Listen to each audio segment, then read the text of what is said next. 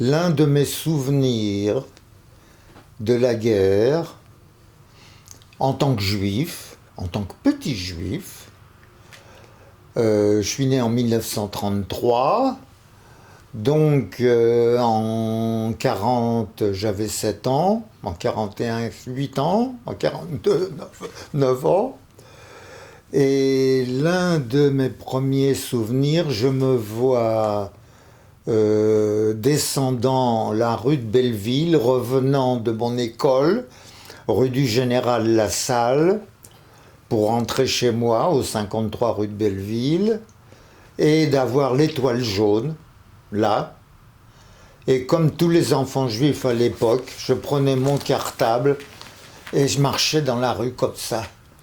Et si je voyais quelqu'un qui pouvait inquiétant, alors je le glissais pour qu'on voie mon étoile. Et puis dès qu'il était passé, je remettais pour cacher mon étoile. Voilà, jusqu'à ce que j'arrive chez moi. Un autre de mes souvenirs, c'est au 53 rue de Belleville, c'est une succession d'immeubles avec des deux cours. Il y a la grande porte d'entrée, une cour, un immeuble, une cour, etc. Et un grand tunnel qui traverse tout ça. Et du fond de là où j'étais moi, c'était le troisième immeuble, je voyais tout le couloir et l'entrée de la rue sur la rue de Belleville. Et je me souviens d'avoir vu, elle était grande ouverte, d'avoir vu descendre les chars allemands qui rentraient dans Paris.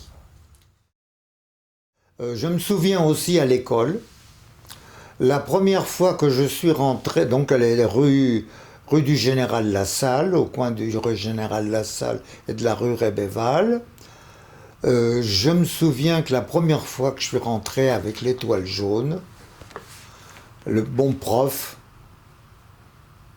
a pris la parole. Et d'abord, je vais me mettre à côté de la place debout, comme les autres. Et il dit, si j'entends une seule réflexion, c'est la porte. Pas à moi, la porte à celui qui ferait une réflexion dans le genre « Oh, le petit juif » ou quelque chose, quoi. Et il y a eu un grand silence. Alors, mon père était soldat, nous étions français. Moi, j'étais français par naturalisation de naissance. Mon père était prisonnier de guerre en Allemagne. Et donc, les Allemands, et en tout cas Pétain, n'osaient pas toucher aux Juifs dans ces cas-là, les Juifs français. Les Juifs étrangers, ça a été tout ce qu'on sait. Et donc ma mère était plus ou moins de fait à l'abri en tant que Française et en tant que femme de prisonnier de guerre en Allemagne français. Le moment où la situation devenait de plus en plus dangereuse, ma mère m'a d'abord envoyé en Bretagne, où j'ai été du côté de Plouhermel, d'abord dans un petit collège chrétien, et puis après j'ai été caché chez un ancien fonctionnaire de la ville de Rennes, qui donc m'avait accueilli dans sa petite maison de campagne. Et puis finalement, ma mère a préféré me faire rentrer. Et puis à ce moment-là, comme la situation devenait dangereuse de plus en plus, de me faire partir vers la zone non occupée, comme on disait, la nono, où j'avais une partie de ma famille. Il y avait notamment un oncle, Dradva, qui lui avait été mobilisé dans la gendarmerie nationale. Et donc ma mère décide de me faire partir. Alors comment trouver un moyen de me faire partir?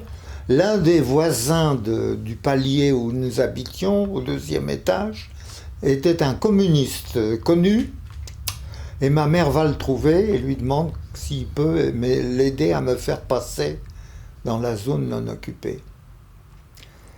Alors, il ligote un couple de jeunes, un garçon et une fille. Je les ai jamais revus d'ailleurs après, qui vont donc être mes convoyeurs, comme si j'étais leur enfant, dans la zone sud. Et c'est ce qui s'est passé. On a pris le train et ils m'ont conduit à Agen.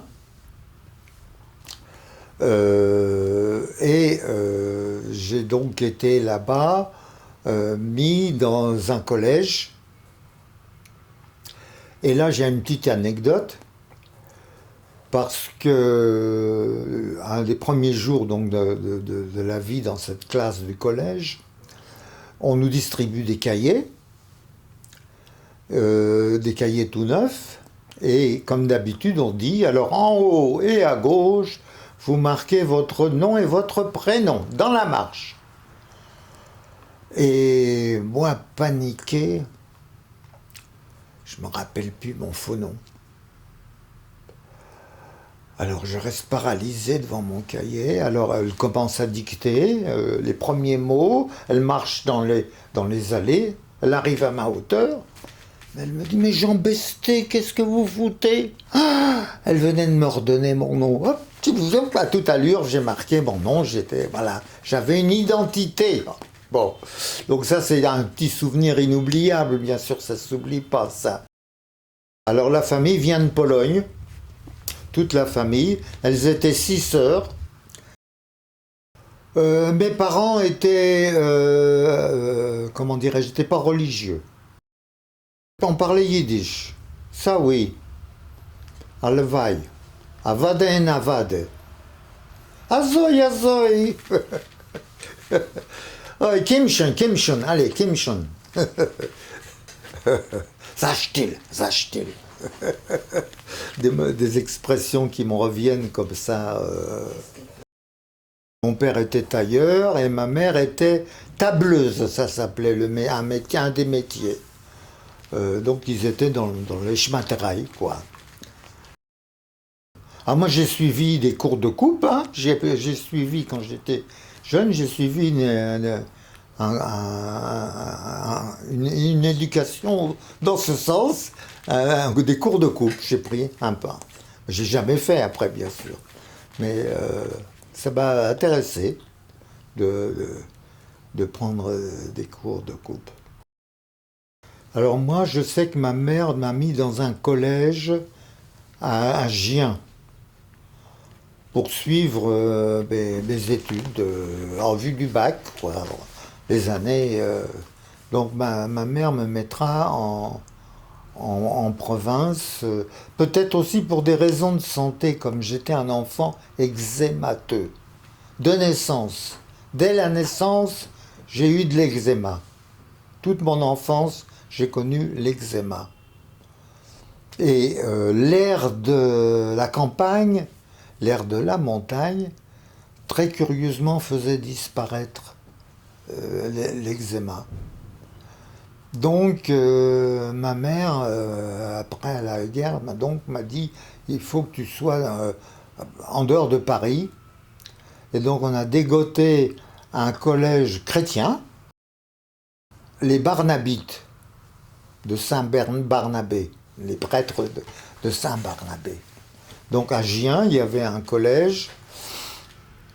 Et donc, j'ai été là-bas plusieurs années. Je venais à Paris de temps en temps et j'allais au collège à Gien, au bord de la Loire. Ça n'était pas désagréable. On allait se promener, on allait se baigner, on allait draguer les filles. Et j'ai pris goût au cinéma, à l'audiovisuel. Et comment je suis rentré là-dedans à l'école? J'ai pas été à l'IDEC parce qu'il y avait l'école de l'IDEC, l'Institut des hautes études cinématographiques, mais j'étais pas doué pour l'examen parce que j'ai pas réussi l'examen pour rentrer. Alors j'ai fait au lycée Voltaire, pardon, j'ai oublié de dire, j'ai fait mes années de lycée au lycée Voltaire, j'avais un professeur magnifique, je ne sais plus son nom, il me reviendra peut-être tout à l'heure. Et donc il m'a encouragé à aller dans la voie du cinéma. Il était lui-même prof de littérature dans un cours. Et c'est lui qui m'a incité à aller. Alors j'ai d'abord essayé d'aller à l'IDEC, l'Institut de hautes études cinématographiques, mais j'étais pas assez doué, j'ai pas réussi l'examen d'entrée. Alors il m'a informé que à l'ORTF, au but de Chaumont, on cherchait de la main-d'œuvre. Et donc ma formation à la télévision, ça sera lié au but de Chaumont, au studio des buts de Chaumont, où là-bas j'ai débuté comme assistant stagiaire, assistant de production. Et puis après, je suis devenu assistant réalisation, monté d'un cran. Et donc j'ai été assistant d'un tas de programmes. C'était l'époque merveilleuse des buts de Chaumont. Et après, je suis devenu réalisateur. Et si on veut savoir tout ce que j'ai fait, on va sur Wikipédia. On regarde à Jacques Ruttmann et on voit que j'ai fait quand même pas mal de choses intéressantes. J'ai fait le show de Joséphine Baker, que j'essaye désespérément d'obtenir, dont j'espère désespérément d'avoir une copie de l'INA, parce que ça m'a beaucoup plu. J'ai enregistré tout le spectacle de l'Olympia de Joséphine Baker, qui est donc une merveille, ce spectacle. Quand j'ai débuté comme réalisateur, j'ai aussi beaucoup réalisé des émissions de télévision scolaire, la télévision éducative. Et puis j'ai fait donc le Léon Blum, un programme, un téléfilm en 2 épisodes. Les plats qu'on préparait à la maison. Bouillon Lokschen, ça je me souviens très bien, le bouillon Lokschen, Krepler, Kneidler. Il y avait du gefilte fish. Hein? Il Il y avait du gefilte fish aussi, bien sûr. Non, on mangeait juif, oui. Mais on mangeait goy aussi. Mais je savais ni lire ni écrire, mais on parlait beaucoup yiddish. Ça, c'est vrai. Ma mère parlait yiddish.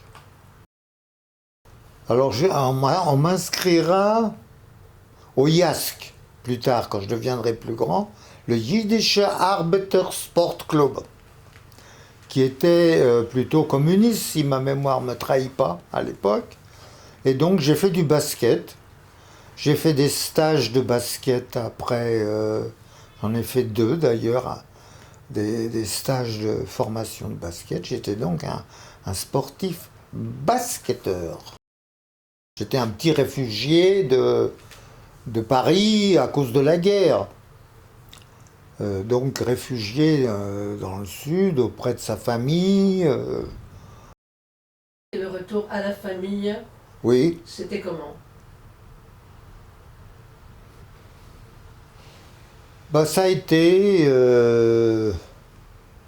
c'était un peu difficile après parce que ma mère avait des difficultés avec les autres membres de sa famille.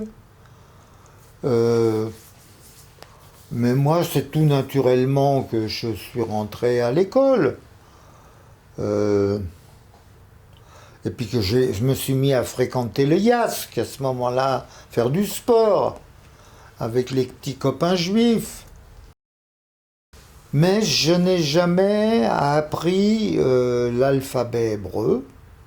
Je regrette un peu de pas savoir ni lire ni écrire en hébreu. Mais Grebson, ça je sais Grebson.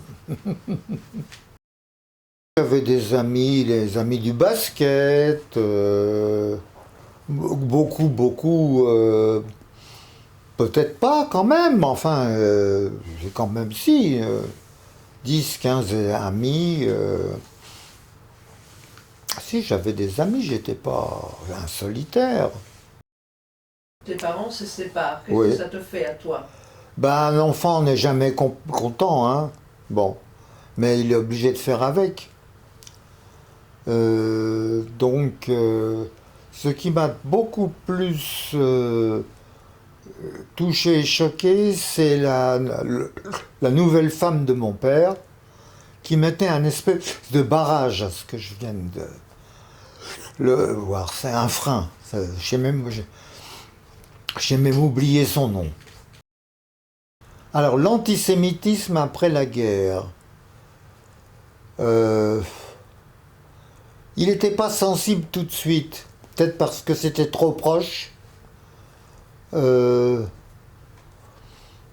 Moi-même, j'ai jamais eu quelqu'un de me dire sale juif ou quoi. J'ai jamais eu. Peut-être parce que mes fréquentations étaient telles que c'était pas, la situation ne se présentait pas, hein. Avec le IASC, moi-même personnellement, à avoir à répondre à une insulte ou à sale juif ou directement non. Je suivais ça de près, bien sûr. Je lisais tout ce qui paraissait, qui critiquait, qui dénonçait ce qui se faisait, ce qui se disait. Mais peut-être aussi, je vais vous dire un secret. J'ai pas été circoncis. Ma mère a pas voulu. Elle était athée. Ma mère était athée. Et elle n'a pas voulu. Et donc je suis pas circoncis. Voilà. Donc j'étais à la fois un juif et un goy.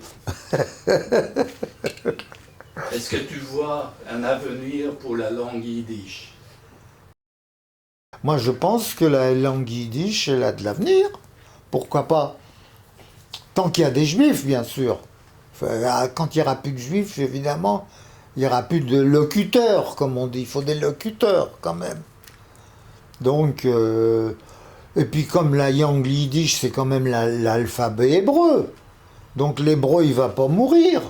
Bon. Donc, la langue yiddish, surtout que maintenant, avec les nouvelles technologies, où on enregistre tout, on mémorise tout, donc ça facilite la conservation aussi. Et en même temps, ça facilite ensuite l'éducation, l'enseignement. Ça devrait en tout cas.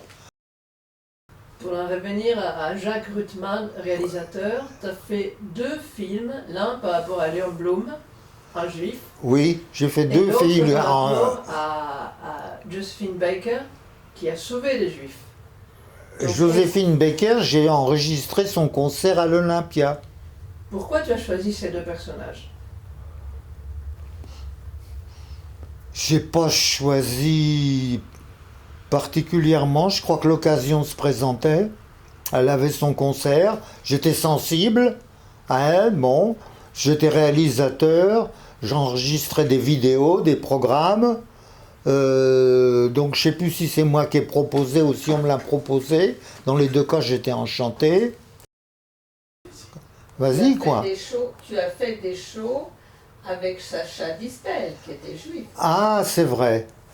Oui, chérie, merci, ma mémoire vivante. Oui, j'ai fait enregistré un show avec Sacha Distel et comment il s'appelle le producteur Avec Bellemare. Avec Pierre Bellemare, voilà. Avec Pierre Bellemare. Donc j'ai beaucoup travaillé avec Pierre Bellemare. Tu as fait les premières émissions du rabbin Eisenberg. Ah, voilà. Merci, ma mémoire. Oui, j'ai beaucoup travaillé avec le rabbin Eisenberg. Je faisais ses émissions. Voilà. Je faisais ses émissions. Il y en avait une par semaine, si ma mémoire ne me trahit pas. Et donc, je faisais toutes les émissions du rabbin Eisenberg. Donc, tout ça, c'est dans les archives, effectivement. C'est moi qui l'ai lancé à la télévision, Heisenberg. On a fait appel à moi pour dès sa première émission. Alors, la décision sur Léon Blum, c'est mon idée, mais à quelle occasion j'ai proposé, parce que j'avais lancé une série qui existe, dont l'intitulé existe toujours, Une belle vie, ça s'appelait. Une belle vie. Et c'est dans ce cadre-là que j'ai proposé de faire un Léon Blum. Alors qu'est-ce que j'ai fait encore dans Une belle vie? Joseph Kessel, Pierre Dac. J'ai fait un documentaire sur Pierre Dac. Raymond Queneau. Donc j'ai fait une série qui s'appelait Une belle vie. Et quelle était leur réaction par rapport à ce fils qui faisait de la télévision? Ben, ils étaient assez fiers. Oui, ils étaient assez fiers. Non, ils ne regrettaient pas que je ne sois pas un rabbin. Non, et puis ils étaient, comment dirais-je, non-croyants. Ils faisaient partie d'une génération qui avait tellement bavé de la religion en Pologne qu'ils n'avaient qu'une idée, plus de religion en France. Et ils étaient donc athées, en fait. Ils étaient... Bon, mais s'ils étaient invités à une manifestation religieuse, ils y allaient, hein, c'est autre chose. Mais eux-mêmes ils croient sur la religion. C'était la Révolution française, la République, qui a donné d'ailleurs la liberté aux Juifs. Hein, c'est la République qui a donné aussi les mêmes droits aux Juifs qu'aux autres. Alors, du côté de ma mère, elles étaient 6 sœurs qui venaient toutes de Varsovie, hein, de Pologne.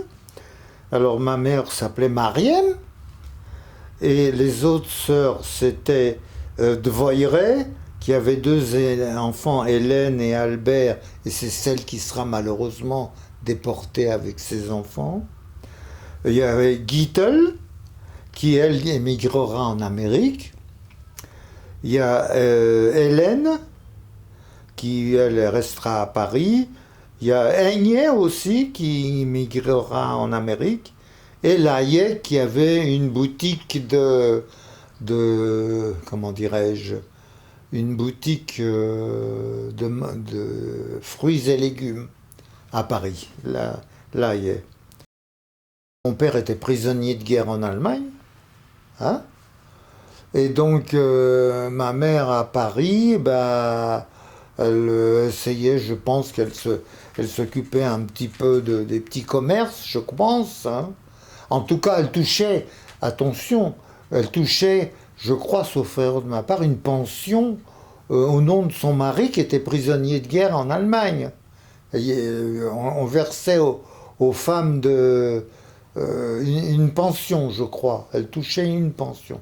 Je ne suis pas sûr à 100%, mais il me semble quand même que ça l'aidait aussi à vivre, le fait de recevoir une pension de l'État pour faire ça. Et puis comme elle était couturière, donc je crois qu'elle faisait un peu de la couture, de tableuse, qui était son métier. Est-ce que tu étais un bon élève? Ah oui, j'ai toujours été, je suis fier de moi, j'étais un très bon élève. J'étais toujours ou premier ou deuxième, je ne sais pas si j'étais troisième. J'étais toujours dans les premières places en tout cas.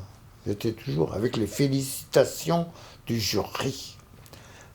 Non, j'étais un très bon élève. Et j'aimais ça, j'aimais beaucoup ça. Da Rebbe mit der Rebbetzon sind gegangen da gewett. Wer hat früher antanzen im Bett?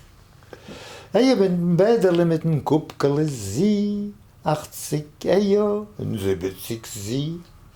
Ça, c'est un petit entracte. Alors quoi, il y avait l'histoire géo, ça c'est toujours passionnant, l'histoire. Géo, ça fait rêver. L'histoire géo, ça fait rêver. Et j'étais pas mauvais à peu près dans toutes les matières, donc alors je sais que ma mère voulait que je sois un docteur. Comme beaucoup, la plupart des mères juives veulent toujours que leur fils y soit un docteur. Et bon, bah d'accord, on en parlait, puis bah, je sais pas, j'étais ni pour ni contre, et j'étais trop jeune, de toute façon, pendant la guerre, né en 33. En 43, j'avais 10 ans. En 44, j'avais 10 ans et demi, puisque mon anniversaire, c'est en novembre. Donc, j'étais un enfant pendant la guerre. Mais on écoutait la radio, bien sûr, on écoutait la radio, mais la radio, il y avait beaucoup de propagande. Ah, je crois qu'on réussissait à écouter Londres. Je crois qu'on arrivait discrètement à écouter Londres. Ici, Londres, les Français parlent d'au français. Oui, on pouvait. Un de mes grands-parents avait été cavalier sous le tsar. Il avait été soldat cavalier sous le tsar. À la fin de la guerre, Oui, en 1948, il y a la création de l'État d'Israël. oui. Qu'est-ce que cela a évoqué pour toi et pour ta famille?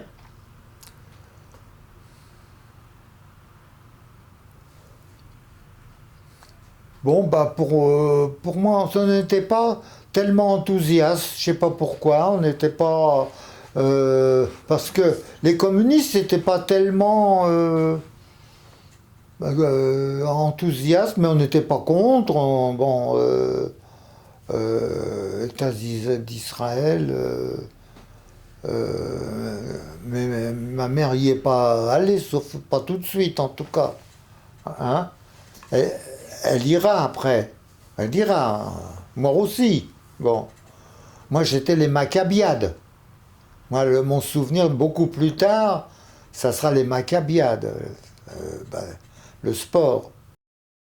Non, l'attitude, se dire, bah oui, c'est bien, il faut qu'il y ait un État d'Israël.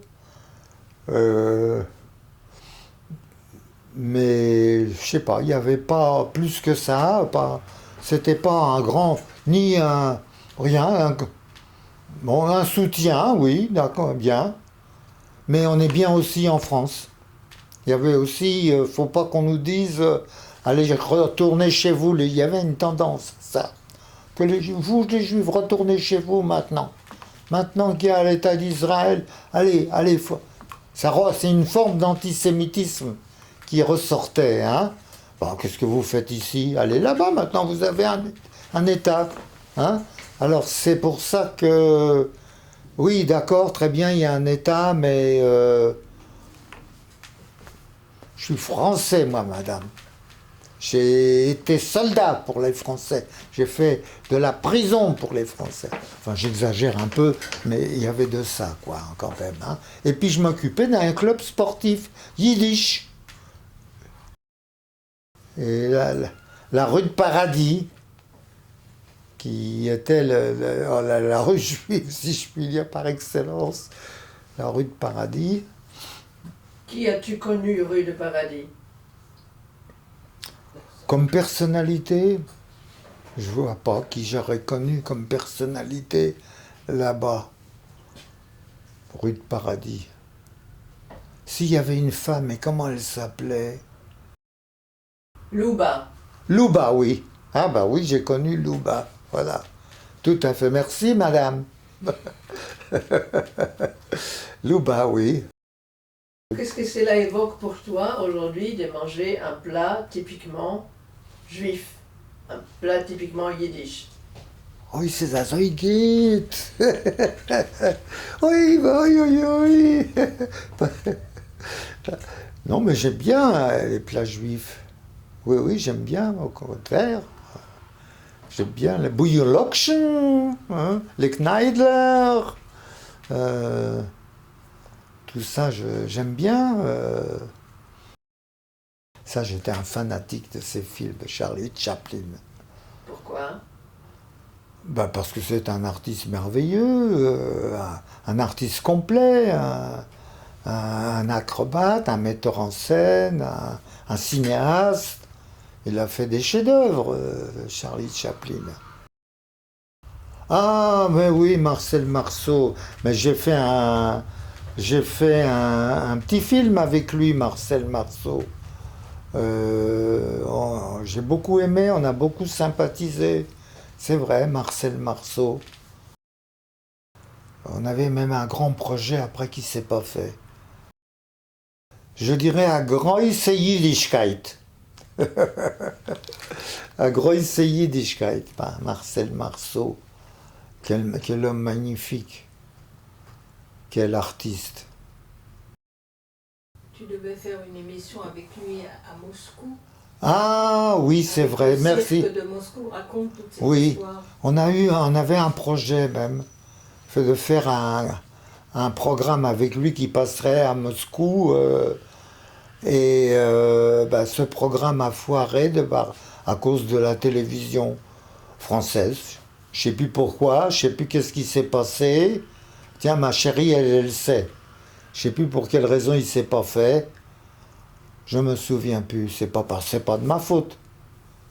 Mais je crois que la production française a pas donné suite à ça. C'est pas ça non plus? Alors dis-moi, chérie, tu peux m'aider? Oui, dis-le, je peux le dire. Oui. Eh bien, écoute, tu devais faire une émission, on devait faire avec le cirque de Moscou. Ah, voilà, tout à fait. Et c'était déjà, tu vas le raconter, c'était bien programmé, on avait vu les artistes, Oui. on avait vu les numéros, ça devait se faire au cirque, et lui, tu devais tourner avec lui dans Moscou. Et ensuite rassembler tout ça, et finalement ça ne s'est pas fait. Tu es venu pour signer le dernier jour avec FR3, je dis. Ça ne s'est pas fait parce que les Allemands, en sourdine, avaient acheté tous les numéros du cirque de Moscou. Et alors, nous nous sommes retrouvés dehors de la télévision, sur le trottoir, et Marcel Marceau nous a dit, c'est le plus beau coup qu'on m'a fait dans la vie, le plus beau coup de pied au cul que j'ai reçu dans ma vie.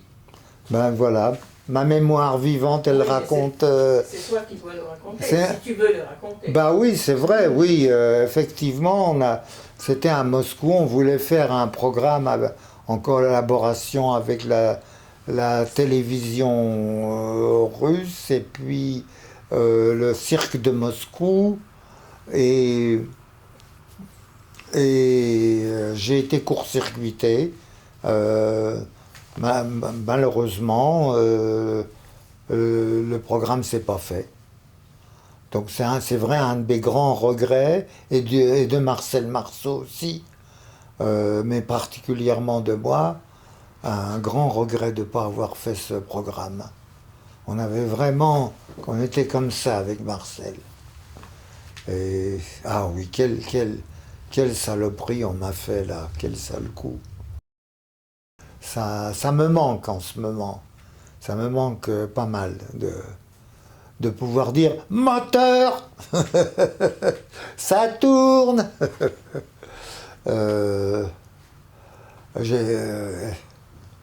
Oui, j'ai des projets, bien sûr, j'ai des projets, mais est-ce que ça ira? On verra. Qui vivra verra.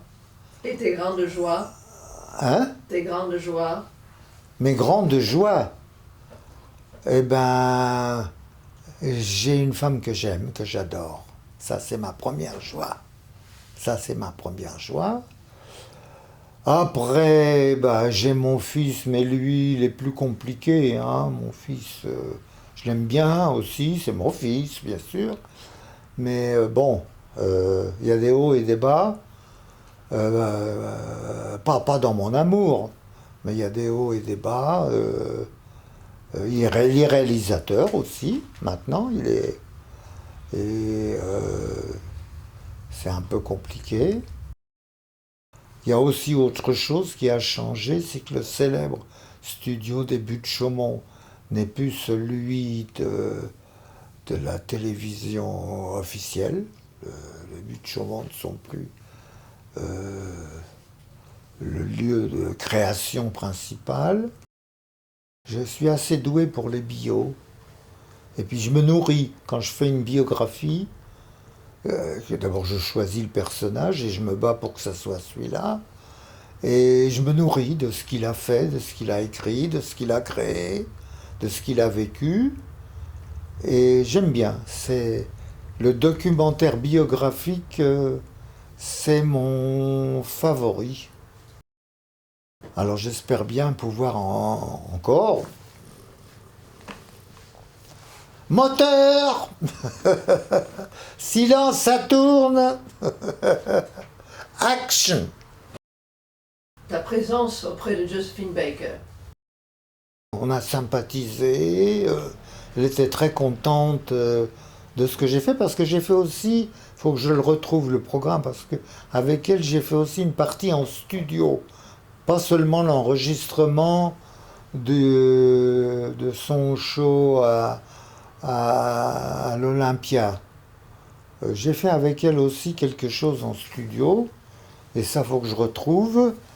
Et ben on avait sympathisé, on s'était entendu. De tournage en 16 mm. Oui. Sauf erreur de ma part, le Léon Blum, ça n'a pas été fait en 16 mm. En 16 mm, j'ai fait les bios. J'ai fait, je crois, Raymond Queneau, Pierre Dac. J'ai fait beaucoup de choses. Hein. J'ai beaucoup réalisé. J'ai travaillé beaucoup pour la télévision éducative, la télévision scolaire. Et je faisais à la fois des émissions en direct, des vidéos, mais j'ai fait aussi quelques documentaires. Alors là, ça ne me revient pas tout de suite, il faudrait que je regarde. Mais je faisais très fréquemment des programmes. Il y avait 2 ou 3 émissions par semaine, hein, la télévision scolaire. Partait des buts de Chaumont, il y avait de tout. Il y avait par exemple des émissions de physique-chimie. Alors on était comme dans un labo avec un scientifique qui faisait des expériences pour les enfants. Il y avait du théâtre, il y avait... on était plusieurs réalisateurs à travailler pour la télévision éducative, la télévision scolaire. Voilà, moi j'en faisais, je crois, 2 par semaine des directs, avec à la fois des émissions de physique-chimie en direct, beaucoup de programmes. J'étais très demandé, et très aimé, très apprécié, pardon. Oui, ça changeait beaucoup, les chefs opérateurs, surtout sur le plateau, quand c'était de la vidéo. Alors... ça changeait. Je me demande si des fois il n'y avait pas de chef opérateur. C'était le chef électro du plateau pour le direct qui faisait l'éclairage. Ça pouvait arriver, ça. Ou l'un des caméramans faisait office de chef opérateur et s'occupait des lumières. Ça, c'est arrivé aussi. On faisait des émissions avec 4 caméras en général, hein, des émissions, y compris de physique-chimie, des expériences en direct. Il y avait aussi des émissions de théâtre. Ça, j'en ai pas fait beaucoup. Qu'est-ce que tu préférais, le direct ou l'enregistrement? Non, j'aimais bien les deux. Ça faisait travailler autrement. Ça ouvrait d'autres perspectives. Si on faisait des choses en film, on a plus de temps, on peut consacrer plus de temps au montage, au mixage, aux commentaires. Donc j'aimais bien, moi. J'aimais bien être un multiréalisateur de toutes les technologies. Ma chérie me fait un signe que je n'ai pas compris, mais j'espère que je dise, je ne sais pas ce qu'elle voudrait que je dise. Dis-le moi. Tu as fait la première émission, Jacques, sur le Concorde. Ah, mais oui, C'est toi qui as fait, mais oui, c'est vrai. sur le compte. C'est vrai, j'ai fait même 3 émissions, si ma mémoire ne me trahit pas. Les premières qui étaient faites sur la construction de l'avion sur le Concorde, que j'ai fait donc pour l'éducation nationale. Ils existent, ces trois films sont en archive. Ils mériteraient de ressortir dans une perspective de rappeler l'histoire, comment ça s'est passé effectivement. Je suis assez fier d'avoir fait ça. C'est moi-même en plus qui l'avais proposé, si ma mémoire ne me trahit pas. On avait une certaine forme de plus de liberté quand même, à la fois d'initiative, de proposer des sujets. Les moyens étaient standards, donc on ne pouvait pas exiger plus, mais on n'avait pas moins. Et donc vraiment c'est une période magique pour moi. En plus, j'avais adopté comme un principe de faire ces biographies sans un mot de commentaire. Tout devait être dit par les participants. Alors ça faisait un très gros travail de montage après. Parce que si on s'est donné comme obstacle de dire « mais là je pourrais faire une ellipse, rajouter une phrase », non, ce film-là, il n'y a pas un mot de moi, il y a mon récit à moi, par l'intermédiaire de mes témoins, mais je faisais tout dire par les participants. Et je les faisais, je tournais beaucoup d'ailleurs, pour avoir le matériel qui me permettait, par les participants ou par les archives, s'il existait des documents de Pierre Dac, j'utilisais les documents initiés par Pierre Dac pour raconter sa vie. Ou Kessel, pareil. Donc j'utilisais les archives où on voyait mes personnages qui se racontent, et pour le reste, je filmais des témoins ou d'autres, mais il n'y avait jamais ma voix. C'était un principe, justement c'est facile, si on veut mettre sa voix, mettre ses questions, ça ralentit. Tandis que ça donne un tel punch, quand d'un seul coup, il n'y a plus de... Tout s'enchaîne. Un tel parle, là, puis l'autre prend la relève, puis un autre, puis etc. Et il n'y a pas besoin, les gens suivent, ils comprennent. Voilà, donc ça, c'était un grand plaisir, ma technique de réalisation. Et j'ai une série de biographies intéressantes. Kessel, Joseph Kessel, Raymond Queneau, Pierre Dac, Joséphine Baker, et d'autres encore. Ça se mélange un peu parce que j'ai quand même commencé comme assistant réalisateur. Donc je faisais d'abord l'assistanat sur des types de programmes que je réaliserais après. Les premières émissions que je réalisais, c'était les expériences physique-chimie sur le plateau des Buttes de Chaumont en direct. Ça a été un des débuts, je crois, parce que c'était relativement facile, à 3 caméras, gros plan, très gros plan, le présentateur qui explique. C'était des réalisations classiques, si je puis dire, standards, relativement faciles à faire, mais il fallait bien les faire quand même. Hein. La régie, j'aimais beaucoup le travail en régie, avec les multicaméras devant soi.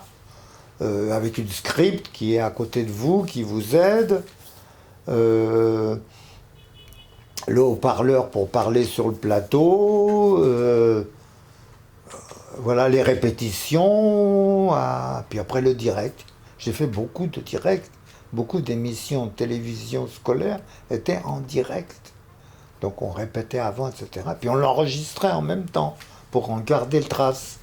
Mais le direct a beaucoup existé dans la télévision scolaire. Non, j'ai pas le souvenir d'avoir le tract ou l'angoisse. La tension, oui. Attention, l'antenne dans 30 secondes. On regarde si tout est prêt, si tout marche. Tu m'entends? Oui, tu reçois? Bon, mon micro, ça va? Oh, le truc n'est pas tout à fait à sa place, etc. Bon, on réagit vite. Non, j'avais appris ça. Ça me plaisait, Et puis j'ai encore plein de projets. Hein.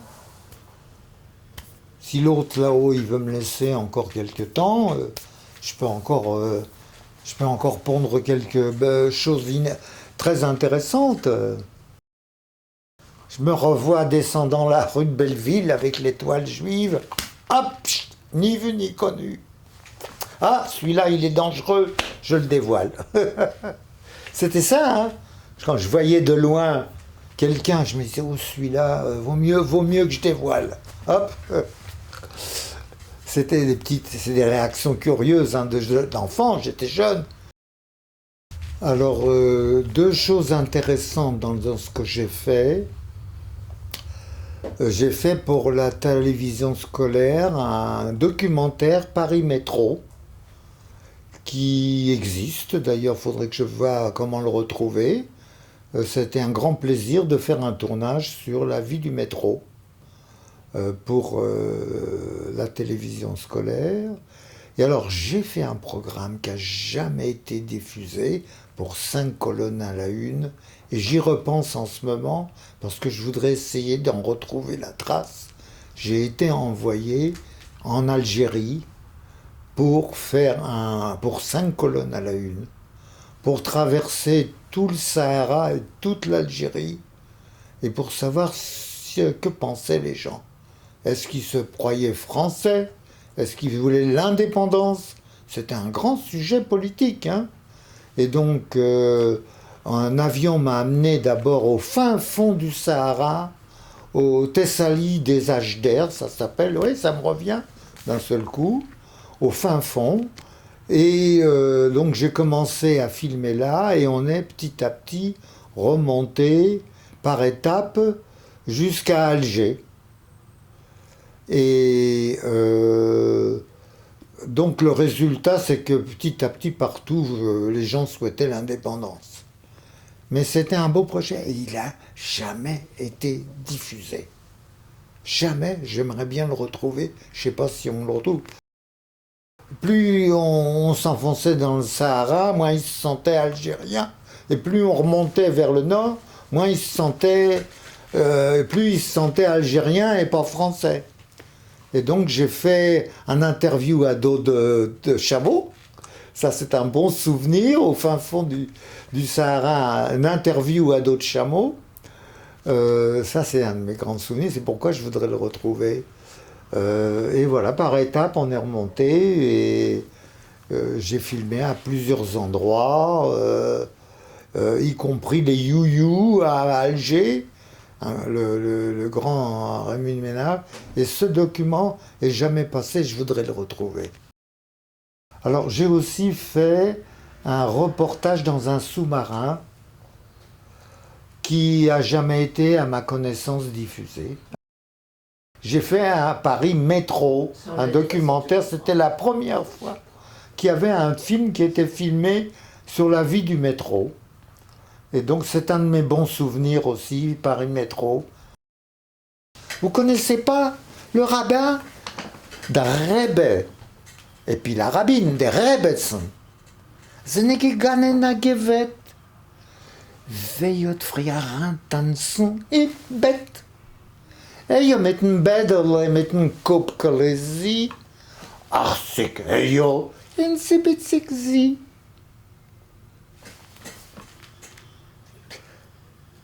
Ça vous plaît? Ça vous a plu?